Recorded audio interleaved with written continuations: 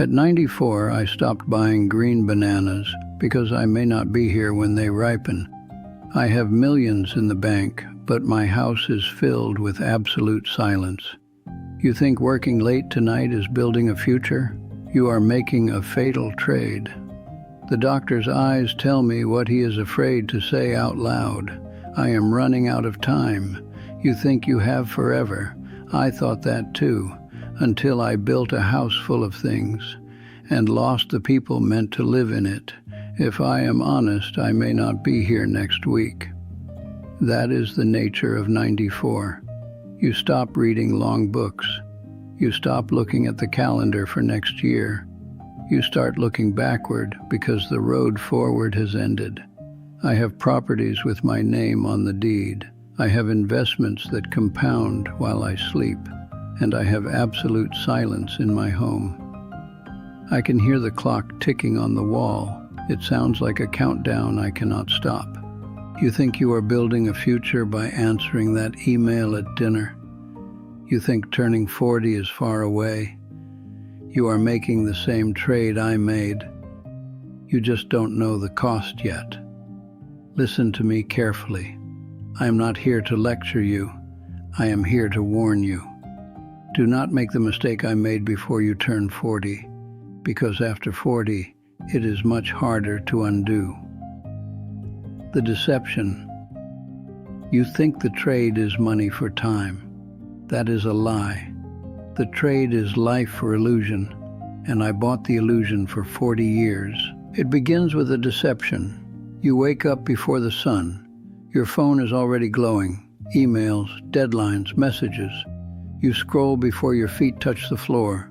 Your house is quiet. Your partner is asleep.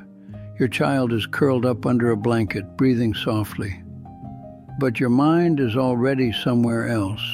You are already in the office. You are already fighting a battle that does not exist yet. You call this responsibility. You call it building a legacy. You tell yourself, this is temporary. I used those exact words. I said, I will make it up to them later. I convinced myself that my absence was a form of love, that the check I put on the counter was the same as sitting in the chair at dinner. At 30, I was hungry for promotion, for applause, for a bigger office. The smell of paper and ink in that office felt like progress. The sound of my name being praised in meetings felt like oxygen. I treated my exhaustion like a badge of honor. I wore my stress like a tailored suit. I told my wife, just a few more years.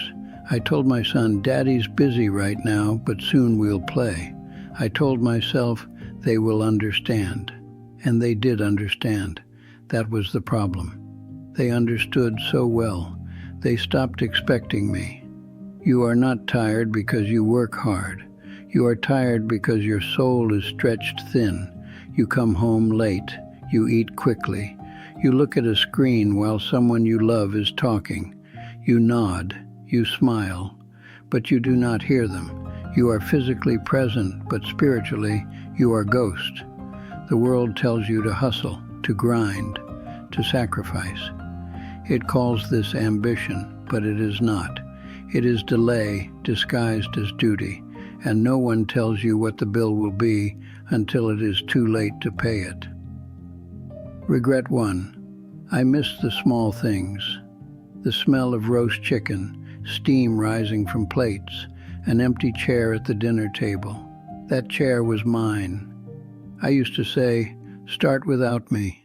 I said it so often that one day they did not wait anymore. The realization came quietly. One evening I walked into a silent house. No laughter, no clatter of forks, just cold food covered with foil. My son was in his room. My wife was already asleep. That was the first time I felt it. Not anger, not disappointment, distance. The wisdom is simple. Children do not remember how much you earned. They remember whether you showed up. You think you will attend the next recital, the next birthday, the next bedtime story. You will not notice the last time they ask you to play, the last time they want you to carry them, Time does not announce its exits. Before you turn 40, be home for dinner. Regret 2. I measured myself in numbers. My office had a large window. From that height, you could see the whole city. Cars like ants, people like shadows. It made me feel powerful. Behind my desk, the wall was covered in awards, glass frames, gold lettering, plaques heavy enough to need real anchors in the wall. I remember the weight of a new trophy in my hands, cold, solid, shiny, proof that I was becoming someone. Every number felt like oxygen. Salary increases, quarterly bonuses, percentages climbing higher. I told myself those numbers meant I was winning. One afternoon I stayed late, long after sunset. The office lights hummed softly. Everyone had gone home. The cleaning staff vacuumed around my desk like I was invisible. I stood up and walked to the window. The glass was dark now. It reflected my face back at me, and I did not recognize the man staring back. The realization did not strike me at 30, not at 40, 58 years old before I understood what I had done. I had money in accounts, properties with my name on the deed, investments maturing quietly. But when I picked up the phone to call my son, my voice felt rehearsed, polite, careful, like speaking to a colleague, not a child I once carried on my shoulders. Success is loud in the moment. Applause echoes, titles impress. But silence is louder in old age. If your worth can be reduced to a number, it will vanish the moment that number changes. Markets fall, companies replace you, bodies weaken. But the warmth of someone sitting beside you in a quiet room, that cannot be printed on paper. Before you turn 40, ask yourself who you are without your job title. If the answer terrifies you, change direction while you still can. Regret 3. I waited to live. I always had a plan. Work hard until 60, climb higher, earn more, secure everything, then travel, then rest, then enjoy. Later was my favorite word. Later we will take that trip to the ocean. Later we will watch the sunset without rushing. Later I will put the phone away. Later I will slow down. I repeated it so often, it felt responsible, it felt wise. But later has a cruel habit. It keeps moving further away. At 62 I had a heart attack. Nothing dramatic, just pressure in my chest.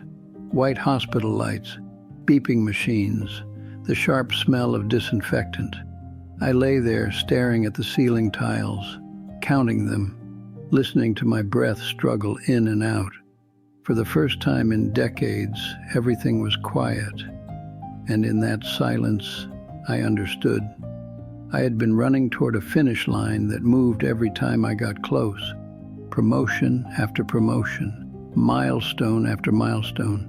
There was always one more deal, one more year, one more reason to delay. Later is not a plan. Later is a delay. The realization took me 90 years to understand. You do not need more time. You need different priorities. Life does not begin after achievement. It is happening while you chase it. I postponed joy. I postponed presence. I postponed love. I told myself I was doing it for them. But slowly, the people I was postponing for learned to live without me. They stopped asking, stopped waiting, stopped expecting. That is the deepest wound. Not that they left, but that they adapted. Before you turn 40, stop saying later. There is only today. And the people at your table tonight, choose them. Now. The torch pass. Now I'm 94. The house is quiet. The awards are dusty. The accounts are intact. But the chairs around my table are fewer. I cannot rewind. You can. Do not wait for a hospital bed to ask what matters. Do not wait for gray hair to soften your ego. When this ends, and it will, no one will whisper your net worth at your bedside. They will hold your hand, or they will not. The choice is being made right now. Today, leave your phone in another room. Sit at the table. Look into the eyes of someone you love. Listen without glancing away. Take a walk without headphones. Feel the air. Hear your own thoughts. Call your mother or your father or your friend you have not seen in years. Do it before 40, because after 40, habits harden. After 50, chances shrink. After 60, time speeds up. And at 94, you would trade every coin you own for one more ordinary dinner. Do not be like me. Be present. Be softer. Be brave enough to step off the treadmill. I built security, but I forgot to build closeness. Build closeness. If you remember nothing else I have said, remember this. The greatest poverty is a house full of comfort, and no one who feels close enough to enter it. Don't make this mistake before you turn 40. I have said what I needed to say. Be better than I was. If these words helped you, stay close. There are a few more things I need to say before I go.